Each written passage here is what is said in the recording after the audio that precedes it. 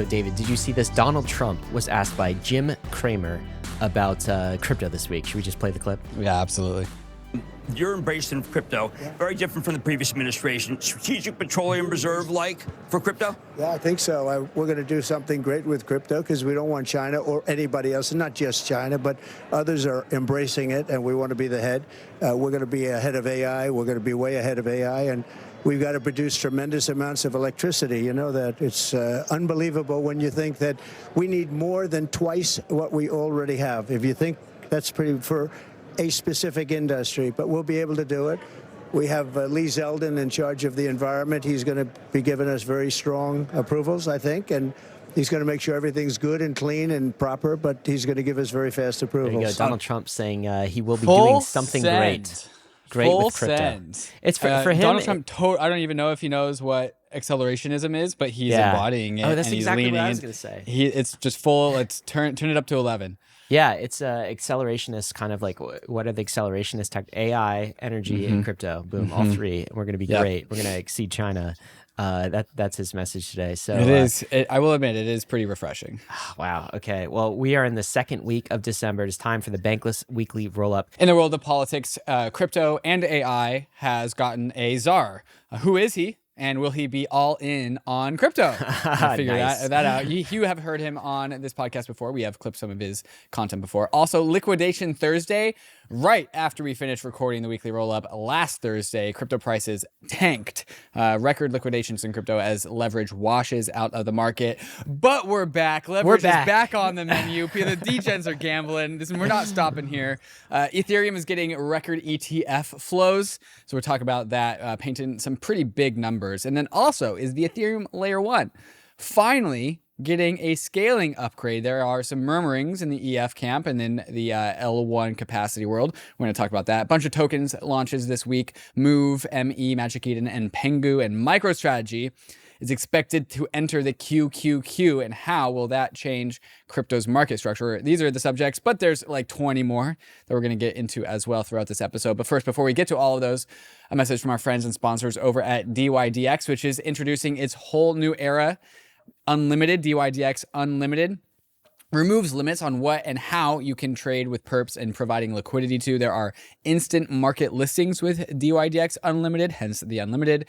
Create and trade any market instantly with liquidity. Imagine launching a perpetuals future market for a new token within minutes and having liquidity ready to go from day one. This is what DYDX Unlimited does. There's also Mega Vault, which lets you earn yield on your USDC without having to place a trade, spitting out some of the highest APRs in crypto. There is a link in the show notes. I'm seeing a 49% yield here for the Mega Vault.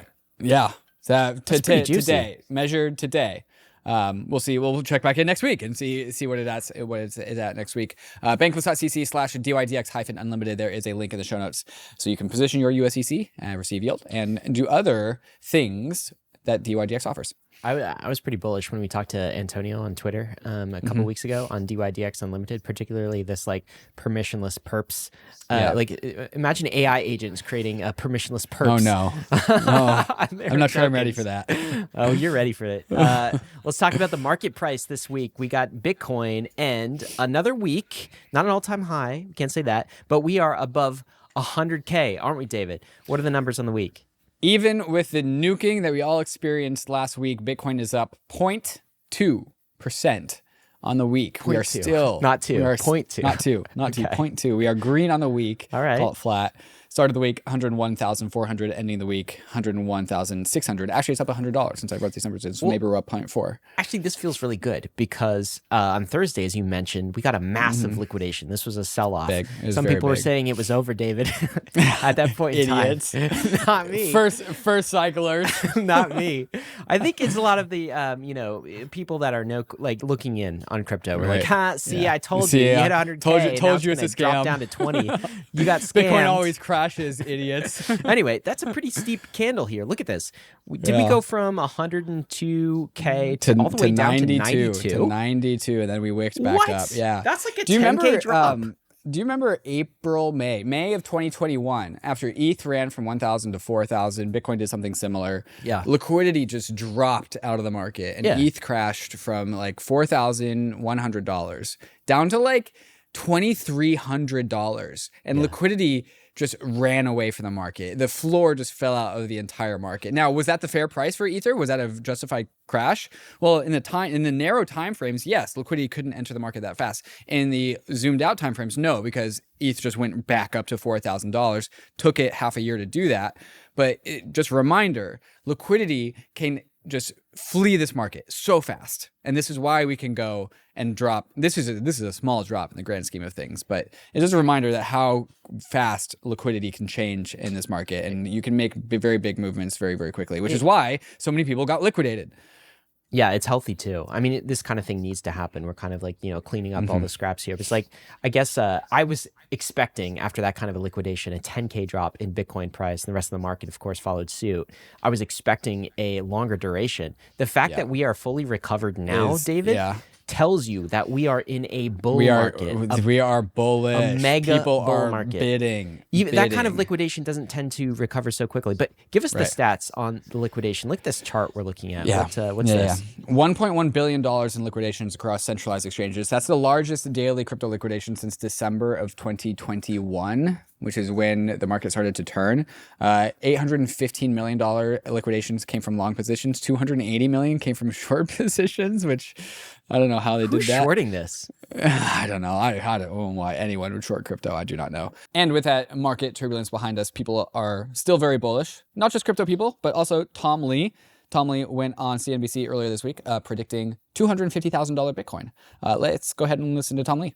How much of what we're seeing, maybe even a little bit today, is there's been such a regulatory overhang on a lot of these names under the current administration. Now you have a new FTC chairperson. Is that playing a role in any respect to this? Because Dan Ives put out a note today, said Christmas comes early with the new head of the FTC for tech. It's probably the best way to sort of measure this is what Bitcoin's doing, because Bitcoin faced enormous regulatory burdens over the last few years, and now we have a White House that's embracing digital assets, a new SEC chairman, FTC chairman, a new Commerce Secretary. I think these are actually being viewed as pro-business, reviving animal spirits, but I think a good proxy is watching Bitcoin. All right, now I'm going to have to pin you to a target again on Bitcoin, because, I mean, you've been among the most optimistic and outspoken about it for years, to be quite honest. So here we are, above 100,000. What's a legit target for 2025 for Bitcoin? We think it's going to follow a similar halving cycle that we've seen in the past that would imply something around 250,000 for Bitcoin in 2025. And on top of that, we have a Trump put, because Bitcoin is potentially a strategic reserve asset for the... There it is. 250K is his base target, plus the Trump put on top of that. I got to say, Tom Lee has totally called this in the back half, last half part of the year. We had him on in August. You remember this was right after the kind of the yen trade kind of dip where the stock market plunged and everyone was talking about recession worries and all of these things. And he was like, not a recession. We're still in a bull market. You're going to see higher highs in NASDAQ, S&P, and then also and most especially crypto. So Tom's been right on in kind of the last quarter of this year. On the other side of that, though, is the Microsoft board. You'll recall, David, we were talking about the last couple of weeks. They had the opportunity to vote, shareholders, that is, of Microsoft, on whether to add Bitcoin to their balance sheet. So obviously they did it, right? Why wouldn't they do it? They told what was the vote? Well, they put it on the balance sheet, right? Big company, a lot of cash reserves. What are you going to do with all that cash? Would you buy You're back, gonna buy your Bitcoin. shares? Or you do what Michael Saylor's doing. It's working for him. That vote got turned down, and not just by a little bit. Only less than 1% of Microsoft shareholders actually voted yes on that one. So is it too early in this market cycle to say have fun staying poor? Yeah, I mean, they don't have to buy Bitcoin. They're Microsoft shareholders are doing okay this cycle. All right, have fun staying poor, Microsoft shareholders. Wow. I don't know. I mean, they don't have to buy Bitcoin. It's just in fact, I think it's kind of silly sometimes for big balance sheet corporations to kind of they should be investing in their business. Well, what are they doing with it instead? Dividends. Right now, give me dividends. I don't know. I'm a dividend maxi. Give back to shareholders. If you don't have anything to do with it, don't try to run a fund or something like that, or keep it in cash. Don't do a Michael Saylor. Yeah. I don't know if that's old right. school or what that is, but tell me about ETH price, David. ETH price, 3,925 is where we started, up 1% to 3,942. ETH price during the big wick went from like 3,900 down to 3,500. Has since bounced back. But it recovered slightly more than Bitcoin did. Still below that $4,000 mark. So we did get across $4,000 last week, which is pretty cool. Which is also when we recorded. 4,800? It's like something like $4,813 or $50. But like I'm gonna, it's real all-time high will happen like around 4,900. That's like true all-time high. That counts, but it's really $5,000 is the number to beat. I think we could be all-time high ETH in December. Oh, I totally agree. Yeah? For sure. That's totally within reason. All-time high, December. All-time highs. Yeah, ETH could paint $1,000 like weekly candle for sure. It's all discovery. Like when we're getting this 4K range and above, you could just see it just wants to punch through, So Ryan, right after this weekly roll-up, I hop on a flight back to the Patagonia to go walk around some mountains. I'm out. No cell service, no Wi-Fi. For like 8 days, 9 days. So you can't check price? Which is an entire weekly candle of price action. You don't have like Starlink or something? You can just like dial in and check crypto prices? I'm not backpacking with Starlink. No. So we'll see. We'll see what happens when I get back. But I'm going to be like, it's just going to be one price when I leave and a completely different price when I get back. Yeah, so... You're going to do the weekly roll with Sazzle next week, so I will be out. Yeah. So are you saying, like, I guess there's a history of David goes out and good things happen for crypto, Things right? have happened, correct. Things have happened. All-time But high like, next it week. was all been regulatory stuff. And like, there's no like more regulatory person to ask. Like we've already asked them all. Yeah. But I mean, it's about time for the market to, figure out how bullish this space is. It's just like, it's building. It's still building. Yeah. One thing you can see that's building are these ETH inflows, man. Oh my It has God. been crazy. Look, total net inflows now. Last week, I remember it was just above $1 billion. Now it's almost $2 billion in total Ethereum ETF inflows. Okay. No, I think, if I remember correctly, last week we were saying it was the 4th, I think, and we were saying we are going to break above $1 billion. Okay, by this we were time just next under week. $1 billion. The next day, Yeah. it painted 0.43 billion in one single day, $430 million in inflows the next day, and now we are about to cross 2 billion. So we've added basically $1 billion of inflows in 7 days. That's crazy. And Yes, you can see that's this on the charts here. See this green line here? This is Green when line, we started yeah. to get into positive inflow territory. And It looks it's like building. the inverse burn. It looks like the inverse burn. Do you know, it's actually a fun fact. How much do you think ETH is inside, percent of total supply is inside of ETFs right now? 1 to 2%. It's higher, David. We are 3%, I want to say. 3%? 3%? Just looking at this. Okay. Oh, no, Okay. 2.78% Okay. All right. in ETH That's ETFs. pretty good. That's pretty good. And like a lot of it has happened in the last month. Almost one MicroStrategy's worth of Almost one MicroStrategy. ETH in there. So That's that's insane. looking good. How about the ratio? Ratio, I will say it has neither shown strength nor weakness. It has shown flatness since we started the month. Yeah.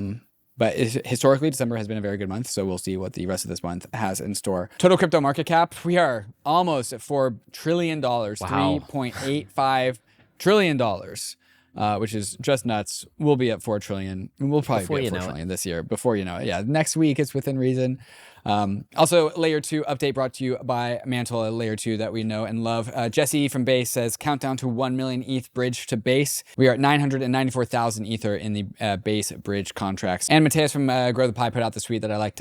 Today, 3 years ago, the median transaction costs on Layer 2s like Arbitrum, OP, Mainnet were between $2 and $5. Now they are between $0.001, so 1/10 of a penny, and 5 pennies, 99% cheaper. Long way. We've come a long way since 2021. Still a lot of juice left to squeeze. I think that's a pretty good story for Ether. It's getting locked up in layer twos, right? So you got like about 3%, maybe 4% of ETH supply in layer twos. You got another 3 or 4% inside of ETFs, Ethereum ETFs. That's a pretty good story, I think, for the cycle. Well, you have fees dropping on layer twos. So, some tailwinds there, certainly. And then movers of the last 2 weeks. We usually do movers of the week. We're doing movers of the last 2-day period. We have some pretty impressive numbers. Aave is up an incredible amount. I couldn't believe it when I saw $366 Aave. That's up something like 60% in 2 weeks. Is that all-time highs? The DeFi, no, all-time high is like something like $600. Really? Okay. But it got there in the peak of DeFi summer. Okay. So you're right. Aave up 40% on the week, up 83% in 2 weeks. Aave is up 83% in 2 weeks. Well, I mean, it's just and hitting that is a numbers. DeFi index. I mean, it's hitting record numbers in terms of like loan value. Also, the World Liberty Finance, Trump and team, buying Aave. True. They're buying True. a ton of ETH. They're buying a little bit of Bitcoin. They're buying Aave and they're buying Link right now. They're buying Just see the this on chain. Aave token? Yeah, dude. Wow. Well, they're building That's on insane. Aave. So Right, yeah, why yeah. wouldn't they? DYDX is up 28% in 1 week and up 50% in 2 weeks. That's probably triggered by the hyperliquid airdrop in Meta. The hyperliquid new token, brand new token, is up to $18 billion when it launched at something like $4 or $5 billion last week. That's pretty been crazy. an incredible breakout story. Aerodrome on base up 22% in 7 days, up 66% in 14 days. Athena is up to $1, coming up to 56% increase in 2 week period. And then Uniswap at $18, up 42% over 2 weeks. DeFi tokens catching bids. Again, consistently getting bids. I got to be honest, this collection of tokens here makes a lot more sense to me than what we were talking about the previous 2 weeks of like XRP being up, like 80-90%. Like this is just, there's some fundamentals back. Like all of these protocols are doing something, right? And doing something big. So this is like DeFi Renaissance territory. All of these have cash flows to them. Every single one. Yeah, it's amazing. So suffice it to say, things are going pretty well right now in crypto land. It is a full-on bull market, and everyone's very excited. Now, we might be in a crypto bubble of sorts, right? Like this is all we live and breathe. This stuff. It's all we talk about. We're like perma bulls have been since we entered this space. There is another section of the world that is not in this crypto bubble at all. I ran across this clip. This is a news anchor on MSNBC in the context of Trump kind of pivoting super pro crypto, talking about a Bitcoin reserve. This is the type of conversation that's going on MSNBC. I'm just going to play the news anchor here. And in the new Congress, a Senate Republican, I want you to please pay attention to this. I know you want to tune out, but please don't. They plan to propose a bill that would sell off some of the Federal Reserve's gold to buy Bitcoin. Watch this. I just want to pause it here because that's not even correct. That's not what Lummis is proposing. Senator Lummis is proposing. Remember, we had her on the podcast. She's not talking about selling any gold, okay? She's talking about, adjusting gold, the fair market value of gold in the balance sheet, essentially to its fair market value instead of its book value. So we're not talking about selling any gold. Anyway, that's flat out incorrect, but let's continue playing. Have we got a present for President Donald Trump? Here it is. This is the Bitcoin Reserve Bill. Over 5 years, the United States will assemble 1 million Bitcoin, 5% of the world's supply. And it will be held for a minimum of 20 years and can be used for one purpose: reduce our debt. Well, Cynthia Lummis, you can take that bill and sit down with me any night of the week, and I would love to go through every word, every paragraph, every page. But I'd first like to know how much the crypto industry has given you, because for fact's sake, you cannot pay debt down with Bitcoin. If Bitcoin crosses the $100,000 mark, like it did last week, that means it would cost the government at least $100 billion. And former SEC official John Reed was on 60 Minutes last night to sound the alarm about just how dangerous this industry is. Listen to this, David. Crypto is a scourge. It's not something that you want in your society. It has no utility. It's just pure speculation. Remember, there's no balance sheet to crypto. There's no financial statements. Every single crime you can conceive of is easier to do now because of crypto, especially ransomware, human sex trafficking, sanctions evasion, money laundering. All the bad things. North Korea is financing their nuclear weapons Think of program anything using- bad. Let's associate Bitcoin with everything bad. Wow. You know That what was, I thought while I was here listening to that whole thing? What's that? This is such a great marketing tool for Bitcoin. Yeah, Like it's it so really is. bullish. It is so bullish. It's just everywhere. Once you cross 100K, even those that are kind of like triggered by the Bitcoin reserve and 100K price point, they start talking about it too. So, Right. and attention feeds into crypto like nothing else. That was. Do you know actually who that was? John Reed? John Reed, no, tell me. Yeah, so that was a 60 minutes interview on Sunday that aired, and Brad, the Ripple CEO, was on there. This guy was on there. John Reed is an SEC prosecutor, so he is like one of the ones who was going after crypto. So you could kind of see the fervor through which they pursued. Right. Actually, I want to play some more of this clip because then they had some guests on MSNBC, and let me just play this for you. Crime you can think of is exponentially easier because of crypto. Here to discuss, Zeke Fox, investigative reporter for Bloomberg Businessweek and Bloomberg News. He is the author of Number Go Up, Inside Crypto's Wild Rise and Staggering Fall. Dan Nathan's still with us. I don't even Which want to wild say rise and this would be staggering the fall? biggest Which one? bailout to crypto ever, because they don't need a bailout. They're not in trouble. This would be the biggest bonus boon right there before our eyes, transferring billions of dollars to an industry we know almost nothing about. nothing That's about. There's money this laundering bump and in our bad deeds. bags, bro. I mean, it's wild. People are mad right now about the health insurance industry's profits. It's $100 billion. That's a couple of years of the entire industry's profits that would be spent buying Bitcoins from people who already have them. And it is a kind of a bailout. I mean, Bitcoin's been around for Bitcoin 15 years. It hasn't delivered on any of its promises. It's as old as Uber. It's old as WhatsApp, but nobody's really using it for anything. No one's using it for anything. They've given Trump a lot of money. They've got him talking about coming in and having the government spend huge money to pump the price up even further. Yeah, it's really wild.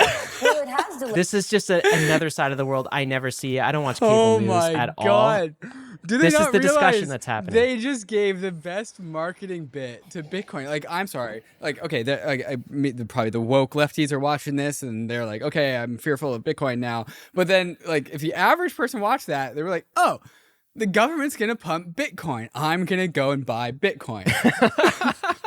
Thank you. Like, I'm listening to that and they are just telling the world, like, not with the right tone, but like, yo, the government's going to buy Bitcoin, and isn't that terrible? And I'm like, the government's going to buy Bitcoin, I'm going to buy Bitcoin. Well, it's just interesting because I think it's because Trump is supporting it that they have to be on the other side of that, of course, right? Because this naturally. is, MSNBC, and so they have to do that. But this is a narrative that's also going on. It just sounds like believe me, I know what COPE sounds like. Okay, That sounds I'm like an ETH cope. holder. Okay, I That know what COPE probably sounds like what it was like to listen to Bankless when Solana was pumping so goddamn high. All right. Well, you know what? The interesting thing about all this discussion is anybody who's listening to that and has stocks will likely be a net purchaser of Bitcoin in the future because MicroStrategy this month is very likely to enter the NASDAQ indice. A lot of the people who own mutual funds, of course, they're invested in the NASDAQ. They're invested in the S&P 500. If MicroStrategy enters the NASDAQ, then they'll essentially own Bitcoin. Yeah. MicroStrategy is a holding company for Bitcoin, so they'll own Bitcoin without even knowing it. I find that ironic. Also, BlackRock this week. People have been asking BlackRock all the time, hey, what percent of crypto should I hold? Like, what's the reasonable range as a percentage of my portfolio? They finally came out and gave us a number, and that number is not 1%, it's 2%, which is a lot. A coming doubling. From, That is a doubling. a lot coming from BlackRock, right? So, 4 years ago, BlackRock was saying like 0%, and then it was get off zero, and now it's 2%. All right, that's a wrap on the market section. Coming up next, Trump has appointed the Crypto Czar. We're going to introduce you to David Sachs if you don't listen to the All In podcast.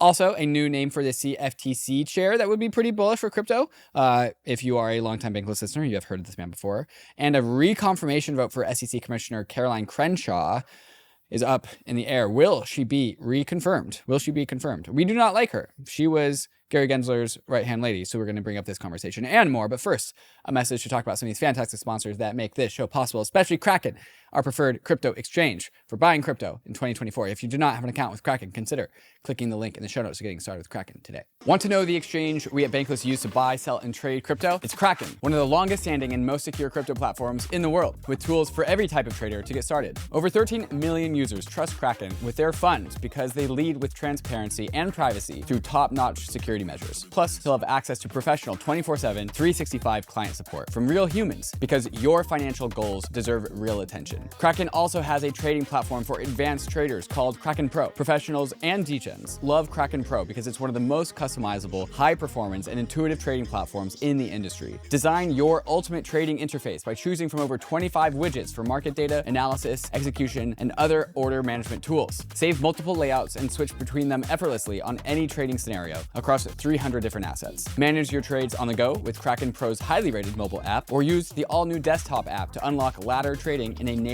Rust application. With KRAKEN Pro, you can truly trade like a pro. Ready to take control over your crypto journey? Visit kraken.com/bankless to get started today. Not investment advice. Crypto trading involves risk of loss and is offered to U.S. customers through Payward Interactive Inc. View legal disclosures at kraken.com/legal/disclosures. Are you ready to take control over your entire financial life? Crypto, DeFi, and fiat all in one place? Meet iYield, the free financial planning tool built for crypto natives. Unlike traditional portfolio trackers that just show you the value of your assets, iYield goes deeper. It consolidates everything: assets, debts, income, and expenses, offering you a complete financial picture across 16,000 tokens, 40 DeFi protocols, and all fiat currencies. With real-time DeFi yield tracking for platforms like Aave, Athena, Eigenlayer, and Uniswap, iYield ensures that you're always on top of your staking rewards, investments, and cash flow. And the best part? It's 100% free with no ads and it's secure. No personal data, no ID requirements, no compromises. So head over to iyield.com to sign up today and get the guesswork out of financial planning. Uniswap Labs is making history with the largest bug bounty ever, $15.5 million for critical bugs found in Uniswap v4. This isn't just any update. Uniswap v4 is built with hundreds of contributions from community developers and has already undergone 9 independent audits, making it one of the most rigorously reviewed code bases to be deployed on-chain. And with 2.4 trillion in cumulative volume processed across Uniswap v2 and v3 without a single hack, the commitment to security and transparency is rock solid. Now Uniswap Labs is taking an extra step to make v4 as secure as possible with a $15.5 million bug bounty. Head to the link in the show notes to dive in and participate in the Uniswap v4 bug bounty. All the details from eligibility and scope to the rewards are there. Okay, let's set the scene here. We've got Trump, of course, new administration. We've mentioned some of the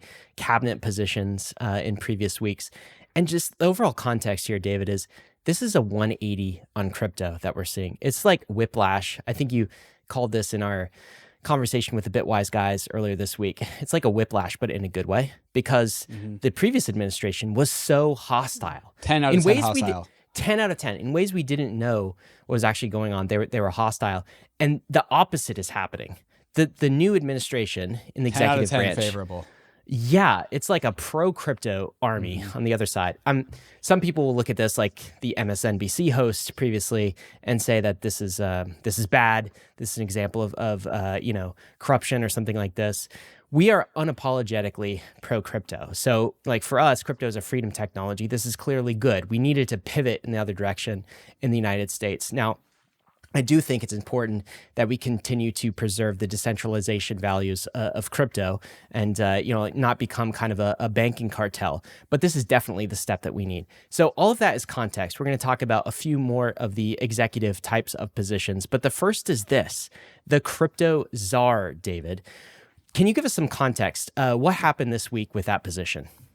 Yeah, so the position itself was announced. TBD on what a Czar position is. I think it's more symbolic in this present moment, but it's probably something along the lines of like Trump's chief advisor. We'll talk about that here in a sec.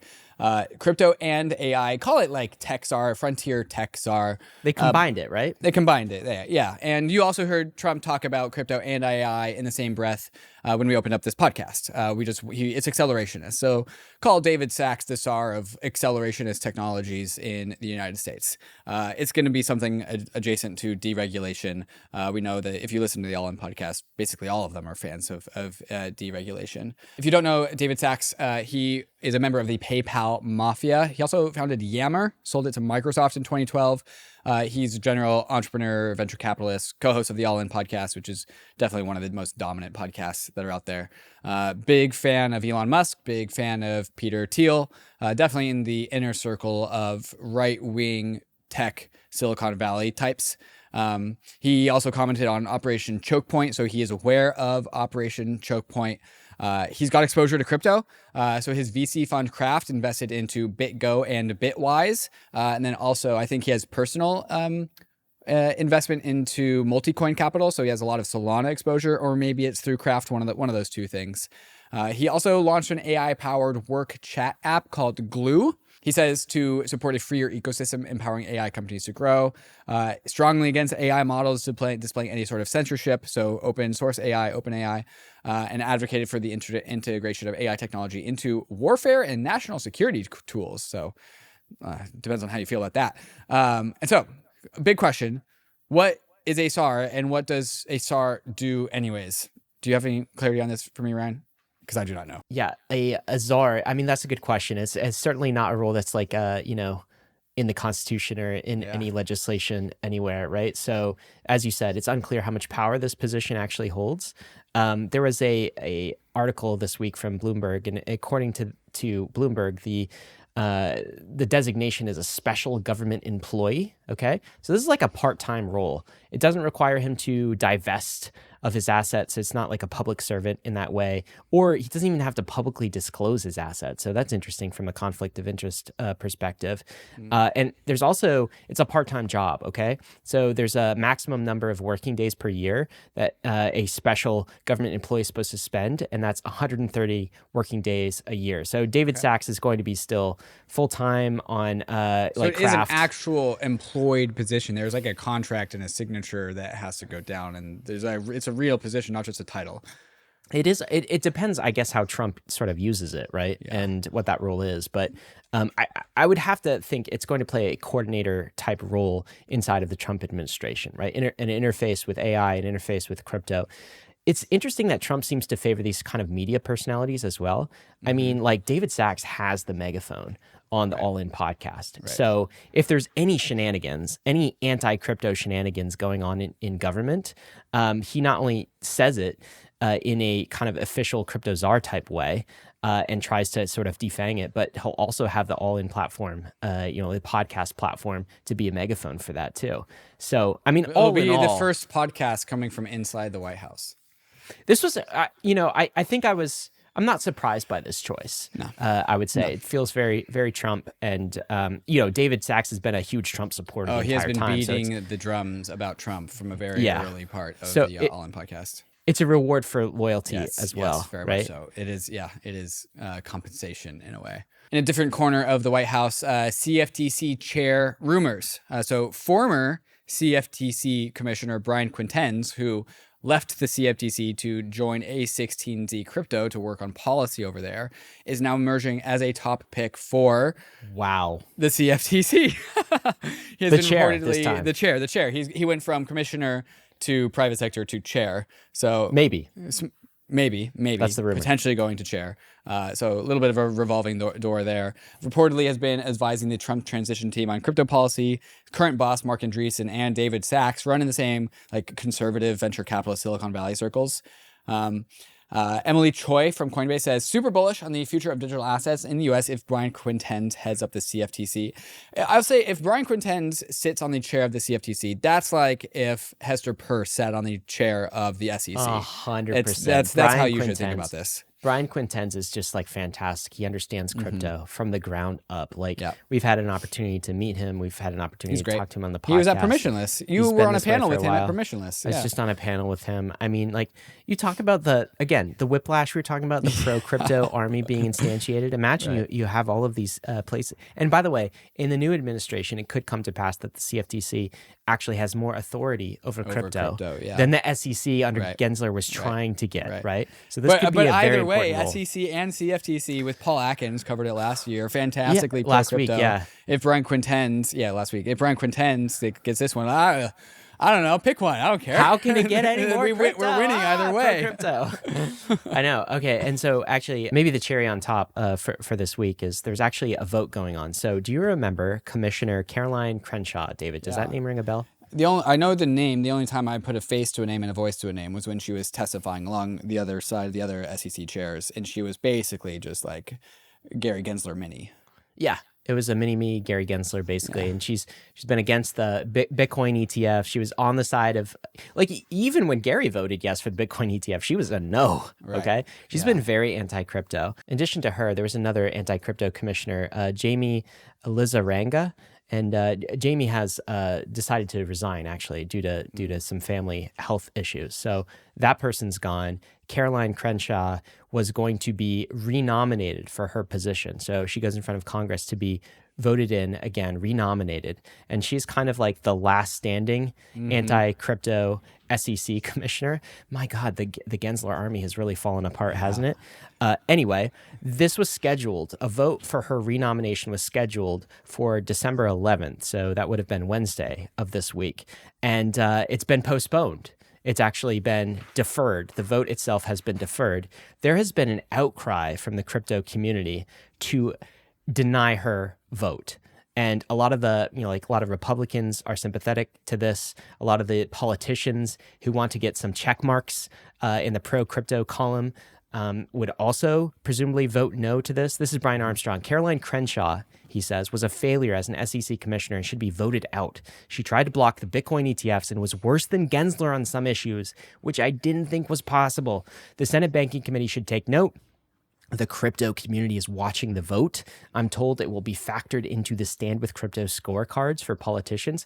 Wow, that is Brian Armstrong wielding the political stick on the back of some major crypto wins this election cycle and sort of like saying, hey, politicians, you vote for Caroline Crenshaw, there will be consequences. We will remember.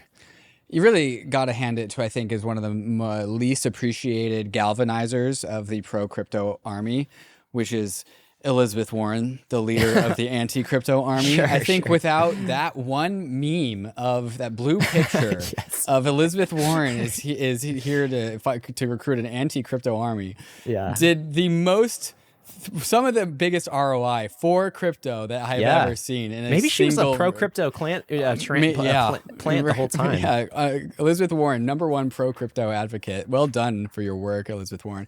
All right, coming up next, is there growing consensus around increasing the Ethereum L1 capacity? More and more proponents are starting to voice their opinions. Not everyone is convinced, but some pretty key stakeholders have voiced their opinions on Twitter. We're going to go through some of them. Also, a bunch of tokens launched this week. Move, Magic Eden, Pudgy Penguins.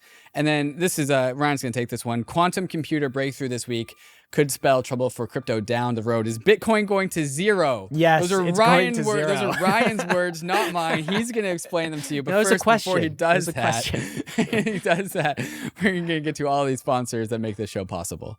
Imagine if the world's GDP moved on-chain. Well, say hello to SafeNet, built by Safe, the project set on actually making that happen. It's not a blockchain, it's not a layer 2, it's a transaction processor network built to send money anywhere and swap anything on thousands of layer 2s, all from a single universal balance. With sub 500-second execution guarantees and zero cross-chain latency, SafeNet delivers a Solana-like user experience for Ethereum and its layer 2s, making transactions lightning fast and seamless. SafeNet connects safe smart accounts across multiple chains, allowing users to access any chain with a unified balance, all with supercharged security, scalability, and speed. So get involved today. Join the waitlist and follow Safe on X and check out the SafeNet docs. There is a link in the show notes. New projects are coming online to the Mantle Layer 2 every single week. Why is this happening? Maybe it's because Mantle has been on the frontier of Layer 2 design architecture since it first started building Mantle DA, powered by technology from EigenDA. Maybe it's because users are coming onto the Mantle Layer 2 to capture some of the highest yields available in DeFi, and to automatically receive the points and tokens being accrued by the $3 billion Mantle treasury in the Mantle reward station. Maybe it's because the Mantle team is one of the most helpful teams to build with, giving you grants, liquidity support, and venture partners to help bootstrap your Mantle application. Maybe it's all of these reasons all put together. So if you're a dev and you want to build on one of the best foundations in crypto, or you're a user looking to claim some ownership on Mantle's DeFi apps, click the link in the show notes to getting started with Mantle. Have you ever felt that the tools for developing decentralized applications are too restrictive expensive and fail to leverage advancements from traditional software programming, there's a wide range of expressive building blocks beyond conventional smart contracts and Solidity development. Don't waste your time building the basics from scratch, and don't limit the potential of your vision. Cartesi provides powerful and scalable solutions for developers that supercharge app development. With a Cartesi virtual machine, you can run a full Linux OS and access decades of rich code libraries and open source tooling for building in Web3. And with Cartesi's unique rollup framework, you'll get real-world scaling and computation. No more competing for block space. So, if you're a developer looking to push the boundaries of what's possible in Web3, Cartesi is now offering up to $50,000 in grants. Head over to Cartesi's grant application page to apply today. And if you're not a developer, those with staked CTSI can take part in the governance process and vote on whether or not a proposal should be funded. Make sure you're vote ready by staking your CTSI before the votes open. Dankrad Feist, one of the core contributors to Ethereum, says on Twitter, "I think it's time we increased the gas limit." That means increasing the layer 1 scale. He says, "If you run a validator, you can contribute to this. Every block acts as a vote on whether to increase it. If more than 50% of the stake agrees to an increase, the gas limit will increase. I just set my validators to vote for up to 60 million gas." So a little bit of context. This is actually how Ethereum has worked since the dawn of time. Previously miners, now today validators, would just signal what they think the gas size of a block ought to be. The current size of a block is 30 million, but miners, now validators, can actually vote this up individually. So this is kind of a validator run consensus of Ethereum is how big should the blocks be. There has just been long, sticky consensus at 30 million. Dankrad is saying that he has just set his validators for a doubling of up to 60 million, but not yet. He had to follow that up saying, "Quick write-up to explain what's happening about the gas limit raise." That first tweet that I just read was December 1st. The tweet that I'm reading right now is from today, December 12th. There has never been an increase in the gas since the merge. However, before the merge, it was an established practice that miners would not use this power arbitrarily, but typically only after core devs signaled it would be okay to change. Recently, some of us have started signaling that we think it is time for an increase in the gas. Unfortunately, that has hit a bit of a speed bump as core devs discovered that raising it over 40 million was not actually safe to a constant that needs to be changed in the clients first. I'm calling this kind of like a one-off anomaly construction of a client. We just needed to get that fixed first. However, Dankrad continues, "I think there is a lot of messaging agreeing that 36 million is a good first step. So not over 40 million, but up to 36 million, again, from 30 million. And clients are releasing updates to make this the default so validators don't have to manually use command line flags to vote for this. I think it is likely that some big pools will join us in the next few weeks and we will see this increase." Justin Drake also tweeting out on December 8th, "Configuring my validator for a 36 million gas limit. Staking operators control the limit. Ethereum has held a 30 million limit for 3.5 years. A 20% bump to 36 million safely greases wheels." You can see gas limits at pumpthegas.org. And then he goes on to ask when gigagas and talks about snarked execution clients are the key to scaling gas 10x, 100x, 1000x, and then a few more details on that. So there's growing consensus that we can very quickly, today basically, get 20% more capacity on the Ethereum layer 1, which I think is really just a gateway drug to get it to 60, which is where Dankrad wanted it in the first place. And then we'll probably let the network stabilize a little bit. Some people will fall off the network. They will learn how to get back onto the network. They will get faster internet. They will just tinker with things. Optimizations will be had. And then 60 will become the new norm. And then we can do this again and again and again safely. So I am very appreciative of these conversations. I'm happy that Justin and Dankrad are putting these messages out there. What do you think about all this, Ryan? Yeah, I mean, I guess the context is, right, when you increase the block size from 30 to 60, you're just increasing the amount of transactions and throughput that Ethereum can sort of sustain. And so, like, the question is, like, why not 100 then? Why 60, right? And the reason is because, like, the more you increase, the increase in kind of the capacity it requires for staking, in particular on the bandwidth side of things, right? Which is the real constraint. Bandwidth and stake growth, yeah. Yeah, bandwidth and state growth, and particular like bandwidth, right? So for other networks, it requires like data center level connections, like 1 to 10 gigabits per second, right? And Ethereum is supposed to be consumer grade hardware, consumer grade internet, and then you can kind of like stake using it, right? So that's really the trade-off space. But the big point is we haven't adjusted anything in 3.5 years. Bandwidth has gotten better. hardware has improved according to Moore's law, and on a more routine basis, maybe we could just increase the gas fee gradually and preserve the staking requirements for validators. So that's kind of the conversation, what's going on. Definitely something that I'm going to be keeping an eye on. I think there's like path dependency here, where if we just jumped from 30 million to 60 million, that would be pretty aggressive, and that would cause a lot of people to fall off the network. But if you like ease your way into 60 million, you can get there sustainably, reliably, securely, and you can end up in the same spot, but with a more resilient network along the way. So I'm a fan of this incremental improvements towards a higher. I'm sort of a fan of some way to just like not program it, but have it regularly scheduled, so we don't have to always have this like kind of community debate every year or something like that, right? And that's sort of what Dankrad proposed, but it's going to take some time to get there. All right, getting into some token drops. The Movement Foundation has launched the Movement Mainnet and Move token. This is a layer 2 on Ethereum using the Move programming language. So this is a Move coming into the scene. Again, Move is this very well-respected, sought-after programming language coming out of the Facebook Dia Librem project, which has spawned many of these people who are building Move languages chains like Aptos. And there's Sui. another one, Sui, Aptos, Sui, and now Move being the layer 2 on Ethereum. So Move is the gas fee token. So ETH is not the gas fee token. It's also the staking token and governance token.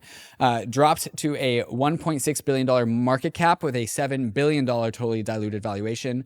10 billion total supply of the tokens. 2 billion of them are circulating. 10% of the total tokens was the initial Move drop, with 40% going into staking rewards, ecosystem initiatives, liquidity providing, and then also some early contributors and backers, and then the foundation. There is a claims.movementnetwork.xyz to go see if you can claim your token if you're eligible. Otherwise, just use the Bankless Claimables app. That's why we built it for you.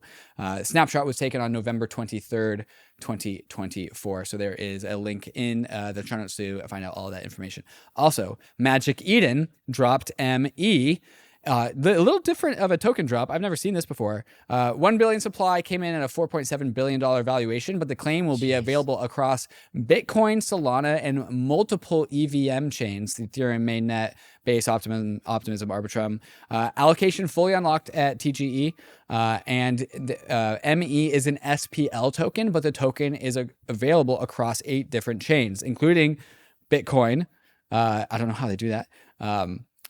Solana, and some EVM chains. You have until February 1st, 2025 to claim. Those were 2 of the big token notices on the week, but there was also this one, David, the Pudgy Penguins token, and it caused a little bit of a stir. So Pengu, the official coin of Pudgy Penguins, launching in 2024. Hasn't launched yet, right? But that's happening in December, I guess. We're running out of time in 2024. What is the story of Pengu from the Pudgy Penguins NFT project? Pengu is the ERC20 token that goes along with the Pudgy Penguins NFT. So if you have a Pudgy Penguin NFT, that is your claim on the token, along with little Pudgies and Pudgy rods. So makes sense. Tokens go to the NFT holders. But interestingly, like the Magic Eden token, but still slightly different, this token is being launched on Solana, which is interesting because the penguins are NFTs on Ethereum, but the token is being launched on Solana.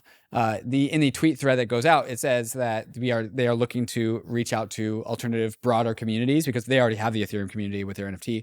Why not just capture the Solana community with the token? So therefore, launch it on Solana for distribution. I tweeted out this tweet that caused a bunch of consternation in the Ethereum space, saying massive L for Ethereum, scale the layer 1. My reasoning here was that, well, Solana has this community that is not the Ethereum community because Solana scaled the layer 1. And so Pudgy Penguins went to go to that community, launch their token because that community exists because Solana scaled the layer 1. So this is my call to action for the Ethereum community, why I'm interested in the whole pump the gas thing, because there wouldn't be as much distribution elsewhere if Ethereum had scaled its layer 1. Now, I went and I asked to verify this take with Luca Netz. I just went to DMs with him on Twitter and asked him, like, hey, like, can you just give me the Spark Notes about why you guys launched the token on Solana? And he goes, I think it starts and stops with gas fees. They're going to launch on Abstract, which is the chain that they're going to build on, but they just don't want to rush it. Is that a ZK chain? That's a ZK ZK Sync chain, hyperchain, There too, yeah. and they didn't want to launch on another layer 2 because they're building abstract. ETH mainnet not feasible for the millions of people that he wants to come into crypto, and so because Solana has the cheap fees and the alternative community that's not Ethereum, they decided to launch on Solana. So that was kind of the analysis behind there. That tweet, the Ethereum community really did not like that tweet from me. They thought it kind of like lacked nuance, which it kind of does. So I'll admit that, but directionally I stand by it. You said this tweet was lazy and lacked nuance, though, David. That's what you said. It's not, but I didn't say it was wrong. I said it was there lazy. There are many and ways lacked of nuance. scaling the L1, and the majority of them I do not agree with. For the much needed elaboration, Dankrad. Going back to Dankrad. So I think like the reason some people took issue with your tweet was basically, scaling the L1 is not enough capacity for all of the world's. It'll never be enough, right? It'll never be enough, right? So it's not necessarily going to solve this, right? It's almost like some people saw this as an orthogonal thing, which is basically like, Definitely not orthogonal. We should scale the L1, but like realize that scaling the L1 and becoming Solana, let's say, in a monolithic chain was never Ethereum's path. Possible. And I don't Never think that's possible. what you're saying here, That's but also that's not why what it I'm didn't saying. capture the nuance. Right. One other general question I have for you, though, is why do Pudgy Penguins need a coin? Just wondering. Don't ask questions. Okay. Don't ask questions. Okay. Sir, I'm just it's wondering. token season. Look, man, Luca is an incredible shipper. He's really turned that project around, killing it. Pudgy Penguins, I think, are NFT floor all-time highs now. Wow. And this is look at this turnaround, 26 ETH. Yeah, if you bought Pudgy Penguins below 2 Ether Well in the done. bear market, you're up a 10x in Ether terms. And it's because of his leadership. I mean, they actually executed and delivered. So, God, I think trust Pudgy's that. might turn into the biggest bag fumble I'll ever have. Oh, really? You had some Pudgies, right? I had You I had 3 or collection of 4 little cute- Pudgies, including 2 very clean Pudgies. Yeah. And when'd you lose Shout out, confidence? Shout out. Oh, it wasn't about Pudgy specifically. It was just getting burned on NFTs. Like all my art blocks were down to 0. Like everything that I owned other than my CryptoPunk was basically at 0. And I was like, all right, well, this was dumb. I just bought JPEGs. I just got bear market burned. Yeah. And I was bear like, okay, market burn. and I wanted to like clean out the wallet because I always rotate my wallets. And so it's just easier just to liquidate them to ETH. I mean, this was a turnaround, though. It's a founder-led turnaround. That's what really happened. So who could have predicted that, Dude, right? it was the next day, bro, that Luca acquired Pudgy Penguins. I sold my Pudgies. The next day, Luca acquires Pudgy Penguins and it pops like 3x off the floor. We all have regrets, David. Let's not live in the past. All right? The future is bullish. Give me a regret of yours to make me feel better. Did you, my regret is, let me see my regrets. Not all buying of my CryptoPunks. NFTs are regrets that I have. I could show you some ugliness in my portfolio, okay? And it's still there. I didn't even sell anything, and they're still down bad. I never owned an EtherRock, though. Did you own an EtherRock? Bro. Okay, so EtherRocks you are these did own crazy, EtherRocks. I knew you were crazy, playing with all this these crazy NFTs that are literally just rocks, basically making a farce of how NFTs are just JPEGs. So if somebody made JPEGs of rocks with like different shades, they're just different shades. One's kind of gray, one's kind of blue, one's kind of green, but they're basically just rocks. And I remember, and these went for, I think the top one went for like something like $50 or $60 million in 2021. Stupid. It was That's so dumb. It was How so are we dumb. so dumb? It was so dumb. And I saw EtherRocks. I looked at EtherRocks, the OpenSea. I shared it in my alpha group in 2021, like my friends, my college friends. And the EtherRocks were going for like half an ETH to like 1.5 ETHs. And I shared it in the group and I was like, this is absolutely redacted, but that's probably bullish. No one did anything. Including no you? one bought. I did not buy. No one bought. And it shot up to like and 50 a million. week later, one sold for like $100 million. And I'm like, Wow. what the hell? Wow. Well, so you missed it that time. You also missed it missed it that this time, David, because I regret to inform you, EtherRock number 19 was purchased this week. It's not 2021 for 235 ETH. That is almost $1 million. $1 million. Okay, so our NFTs back. We got Pudgies, CryptoPunk's doing well. We got EtherRock selling. Is this a little comeback story, you think? I don't think so. Not yet. Not yet. Pudgy's absolutely, but Pudgy's is like the anomaly. Pudgy's is like buying Link or Aave or synthetic. You got to have synthetics. fundamentals this time. Yeah. Generally. Maybe, I don't know. But like CryptoPunks are up to a 40 ETH floor when they were once at 100. They're not dead. So what's happening right now is NFTs are not dead. Yeah. Pudgy's very much alive. NFTs generally not dead. Okay. Well, a lot of it is just like ETH beta exposure. You want me to give you the story of the quantum compute Ryan's gonna FUD? FUD our entire industry. Bitcoin is not going to zero. Let me just say that up front. He All right. He wrote it in the notes. A lot of people were saying this type of thing in kind of like mainstream. But the question is, could quantum computing threaten crypto? We've always known this is on the horizon. Why was quantum compute even in the news cycle this week? All right, so this is a tweet from the CEO of Google. He says this: introducing Willow, our new state-of-the-art quantum computing chip with breakthrough that can reduce errors exponentially as we scale up using more qubits. This was actually hailed in the quantum computing circles as a major breakthrough because of this ability to reduce errors exponentially. And it's not that Willow and the quantum computing at Google is very powerful now. It's not. It's just if they are able to reduce the errors exponentially, then they can actually scale this technology in a way they previously couldn't. So there are some estimates out there that we could start begin to break some of the strong encryption in like the year 2030, 2035, something like this. This may bring those timelines actually closer. This is hailed by many as a breakthrough technology. So a lot of people are asking the question is, okay, if quantum computing is now right around the corner, could it break our cryptocurrencies? Could it break Bitcoin, right? Here's a tweet from Investor Ash. University of Sussex researchers estimate that breaking Bitcoin encryption in one day would need 13 million qubits. Willow right now has 105 qubits. All right. You need 13 those are different numbers. million. We got 105 right now. Not possible today, but theoretically, if you had 124,000 Willows, you could break encryption in one day. If you had 340 Willows in 1 year, right? So it's closer than it's been previously, and this breakthrough might have brought it even closer. So and the real reason that people are scared is like, the time to break a wallet is like if it's 1 year, well then you can just move your Bitcoins on your wallet. And so they'll never catch up to you because you're moving your wallet. Not Satoshi though. That's not right, Satoshi's David. Wallets. That's right. So that's kind of the thing. So this is the founder of Avalanche who's commenting here, Emin. He says, there is an issue with Satoshi's 1 million Bitcoin. Remember this Bitcoin that his mind's been locked? Yeah. Estimates are he's got about 1 million of it. So apparently these Satoshi early mine coins use the very old pay to public key P2PK format, which reveals the public key and gives the attacker time to grind for the mother of all cryptography bounties. P2PK isn't used by modern Bitcoin wallets or modern systems, but it was there in the early days of Bitcoin. So as quantum computing gets threatening, the Bitcoin community might want to look into freezing Satoshi's coins, or more generally, provide a sunset date. Isn't that a hard fork? That's a hard fork, bro. Right, that's a hard fork. You can't hard fork Bitcoin. You cannot hard fork Bitcoin. But the problem is there's a 1 million Bitcoin bounty on Bitcoin, which is like, I don't know, 4 times, 5 times the amount that the U.S. government owns. It's like 3 times as much as Michael Saylor owns.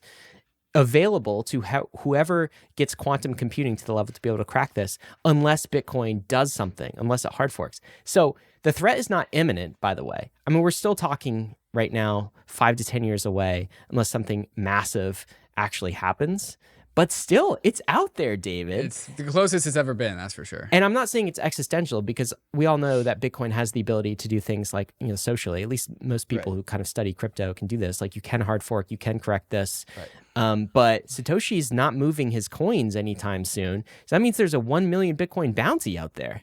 So what do you think this means? You think this means we'll have like hard fork wars? There'll be like a Bitcoin Quantum and like Bitcoin Classic in the future? This has been a long conversation in the Ethereum space, as like are some inevitable brick walls that Bitcoin runs into, one being the security budget, the other being quantum computing. And Bitcoin is like fine until then, but then once those things arrive, then it's already too late. Like, you actually have to be proactive against those things. And so, like the idea here with quantum computing is Bitcoin has a death day. And so people talk about, Bitcoin's not going to... When you say death day, it's not quite... It's like it has a reckoning, let's say, because it has to decide... I mean, what Emin suggested was freezing Satoshi's coins. Can you imagine that? Which is what people would say is not Bitcoin. If you are freezing people's coins, then that's something else other than Bitcoin. 21 million in property rights. People were happy to tell him that. In his in the Twitter comments, basically. It's like, I saw the first response was, you can't freeze Satoshi's coins. Those are his coins, which I appreciate the sentiment. also might be untenable. Well, or you could just allow this game to play out and allow the first quantum computers, probably a nation state. With, imagine the nation state reserve currency wars heat up, everyone's stacking Bitcoin. And so China and the US are in a race. Bitcoin-inspired arms race for quantum computing. Yeah, can you imagine Donald Trump, you got to add quantum computing to the accelerationist Get that list. 1 million in Bitcoin? Is that how Yeah, it goes that's down? the reserve. That's how you fill the reserve. That's how you pay off the national debt. You got to fund quantum computing. We should have a synthetic alumnus bill to just like fund the quantum computing to go collect the 1 million Bitcoin. Is that it? I think that's weird. right. That's right. Of course, it's not just Bitcoin. There are other crypto networks that require quantum computing upgrade, notably Ethereum, which is like, it's sort of in the roadmap. It's, like that might need to be accelerated, but Ethereum doesn't have a problem doing these types of quantum hard anything forks, that right? can hard fork does not have this issue. Very interesting. We'll see how this ends up. Again, not an imminent threat. No, Bitcoin's not going to zero, but it is in the water out there somewhere. All right, 3 big stablecoin news this week. First, Circle and Binance entered a strategic partnership. This is something that I don't think I could ever have seen had CZ ever not bent the knee, but he did bend the knee. Yep. And so Binance bent the knee. Now Circle and Binance have a strategic partnership over USDC to announce that USDC will be extended inside the Binance platform. That's wow, huge for never USDC. thought I would see Big the day. win. That's exactly what it is, David. It's bending the knee. It's saying like, hey, we don't want to go to jail. Sure, we'll use your stable coins, US government apparatus. Your private CBDC, yeah. So that's first news. USDE, the dollar stablecoin from Ethena, has flipped DAI. Wow. So Athena's synthetic dollar USD is now the third largest stablecoin behind USDT, Tether, and USDC after doubling its market cap, currently clocking in at $5.5 billion, which DAI sits at 5.2. It has grown quite a lot because demand for leverage is increasing. So does Athena's yield, which is currently at 27%. So this is definitely bull market growth, which, Ryan, makes me a little nervous. A little nervous, keeping an eye on that.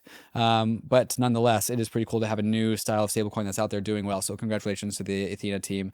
I'm sure their eyes are on it even more than mine. Coinbase third will restrict the EU citizens' access to DAI due to MiCA regulations. So because DAI is not a MiCA compliant stablecoin, Coinbase will restrict EU citizens' access to DAI, interestingly. But nonetheless, DAI is being replaced in the maker system by USDS, which are MiCA compliant. It seems like there's no way for DAI to be MiCA compliant as well. And they just designed it in such a way that it's just like impossible. So Europeans just don't get access to it. But by the way, this is related. Did you see this? It was floating around the last week or so. This is public from scratch U.S. companies, all the U.S. bubbles here, versus EU companies that have gotten to 10 billion in market cap in the last 50 years. Look at EU over here, Europe over here. Just a few tiny bubbles. U.S. just has massive bubbles. Apple, Nvidia, Microsoft, huge bubbles with companies with huge market caps. EU just getting absolutely mogged by the United States. Tiny little bubbles. It's just regulation, man. It's just regulation, man. It's just like you can't do MiCA, you can't do DeFi, you can't do all of these things. And we've got a taste of it in the U.S. Can't have fun, can't make money. Speaking of not having fun, the UK fantastic transition is no longer able to access pump.fund. Okay, the UK said enough of these meme coins. The UK's Financial Conduct Authority, FCA, another three-letter agency, issued a warning about pump.fund, stating that the platform is not authorized to operate in the country. Okay, added that customers dealing with pump.fund won't have access to consumer protections. I feel like we kind of knew that, but as a result, pump.fund is no longer available in the UK. I think they geo-blocked everybody in the UK. Meanwhile, some goddamn whiplash. Czechs do not have to pay taxes on crypto they held for 3 years. What the hell? Tax-free 3-year crypto gains? Are you serious? Yeah, that's happening. I mean, that is nuts. This is the Czech Republic. So if you hold your crypto for 3 years plus, encouraging holding behavior. That's very, very Bankless aligned of them. Good long-term hold. You don't have to pay capital gains if you sell it after 3 years. That is awesome. There's a tale of two jurisdictions going on right now. There's jurisdictions that are super crypto hostile and other jurisdictions that are turning to crypto friendly because they want the growth and the economics and the jobs and the industry to come to them. And those that are, like open to crypto will do much better. Those that are closed will not. I mean, this is how it works. Wow. Congratulations, all Czech listeners of the podcast. I'm very jealous. You think that could come to the U.S.? No. No capital gains on crypto? Definitely not. That would be insane. That would be insane. I mean, I've seen some pretty crazy things doing crypto in these years, so I'm not going to count it out, but that'd be kind of crazy. You never know. All right. This is going to be the end of the roll-up, guys. Thanks for sticking with us. We have fun doing these every single week. If you don't mind, please like and subscribe if you are watching this on YouTube. If you're doing Apple Podcasts, if you don't mind, again, opening up that podcast player and giving us a 5-star review. Or Spotify too, right? We made Spotify number 10 too, on the Spotify tech charts. Too. That's right. Bankless is the number 10 technology podcast. Let's get us to top 5. Let's get us to top 5. That'd be great. And also, just shout out, if you haven't tuned into the AI roll-up that I'm doing weekly with Ejaz, have you listened to it this week, Ryan? We're on our 3rd. No, what do you think about it? It's in my queue. I love them, though. It's fantastic. It's getting me very bullish on kind of AI. It's like crypto is so, I mean, that is the new frontier. And there's so much going on these days. You need like a dedicated weekly podcast. It feels just like to keep early up on the frontier DeFi. of AI. Yeah, it feels it's amazing. like early DeFi just 4 years later. Yeah, I'm having a ton of fun with that. So definitely, this is your call to action to not miss the AI meta. The AI meta is the meta to pay attention to for 2025. That is where the hot ball of money is going to go. It is where it currently is. And so I think it's going to attract outside retail capital like all bull markets do. And they are not yet here, but they're definitely coming, and you are ahead of the curve. And that is why we are doing the AI roll-up, so you can front run the opportunity. What do we always say on Bankless? Yeah, every Thursday. Every Thursday. Every Thursday. It comes out Thursday. Yeah, the day before the Friday weekly roll-up, which is just the normal news. All right, meme of the week. Meme of the week. This one, I chuckled at this one. I don't even know I don't know what this meme is. I've seen it before, but this is a man who is looking at a picture of his younger self. The younger self is titled First Cycle Me, and then it's Second Cycle Me, thinking how stupid I used to be. So Second Cycle Me is looking at a picture of younger self. But then there's Third Cycle Me looking at a picture of Second Cycle Me looking at First Cycle Me. Just looking at Second Cycle Me reminded of how stupid I used to be. Which, Ryan, I don't know how you feel, but that is how I feel. Second Cycle Me was an idiot. Third Cycle Me is doing great. Second cycle you was an idiot, a complete idiot? No. I was very, very smart, and then I was dumb. In that order. And you're just like much older and wiser this cycle. That's right. Imagine what you're going to be like. What kind of Zen state are you going to be? You're going to be Eric Voorhees in the 4th cycle, because that guy's on like the 5th or 6th cycle. All right. That's how you get to Voorhees level. We're all just chasing Voorhees. That's right. All right. Got to end with this. Of course, you guys know crypto is risky. You could lose what you put in, but we're headed west. This frontier. It's not for everyone, but we're glad you're with us in the Bankless journey. Thanks a lot.